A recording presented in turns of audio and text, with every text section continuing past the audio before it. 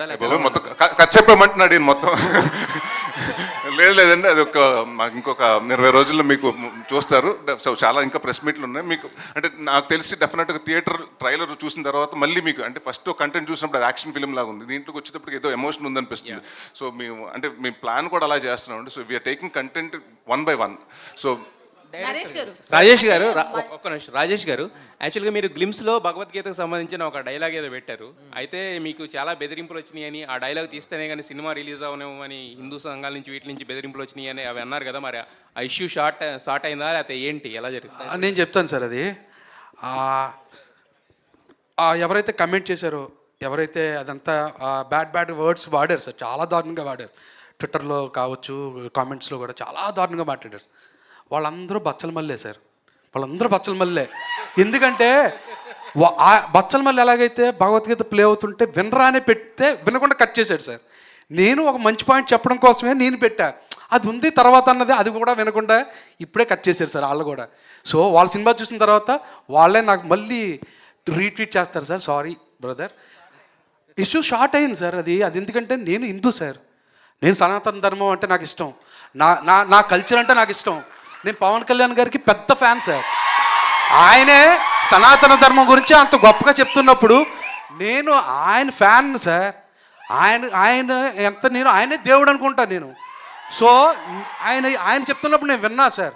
నేను హిందూ సార్, నేను ఆయన సార్ మూర్తి గారు అంటూ అన్నవరం టెంపుల్లో నేను ఇష్టమై కదా సార్ పెట్టుకుంటాను. నేను తిరుపతి వెళ్ళాను సార్, తిరుపతి వెళ్ళి దర్శనం చేసుకుంటా. నేను పక్కా హిందూ సార్, వాళ్ళు కాదు నన్ను ఆ కమెంట్ చేసిన వాళ్ళు. ఎందుకంటే నేను చాలా రెస్పెక్ట్ ఇస్తాను సార్ నా ధర్మానికి, నా దేవుళ్ళకి, నా విధానాలకి, నా పద్ధతులకు నేను రెస్పెక్ట్ ఇస్తాను sir. I am proud to say I'm Hindu sir. Rajesh garu sir, ఏంటి మీరు బాగా పెద్ద ప్రొడ్యూసర్ అయిపోయి అనేసుకుంటున్నారు ఆల్రెడీ.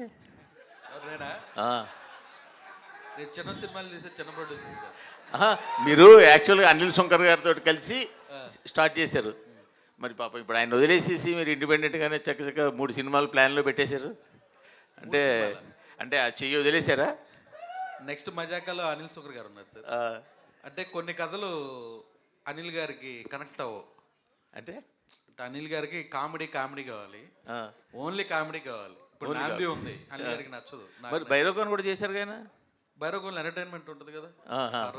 అందుకేనా నరేష్ గారిని ఎంటర్టైన్మెంట్లో చూడటం ఇష్టం అనిల్ గారు, అంతే, అదే రీజన్. అంతేనా? అంతేగాని చెయ్యి వదిలేదు ఇంకా.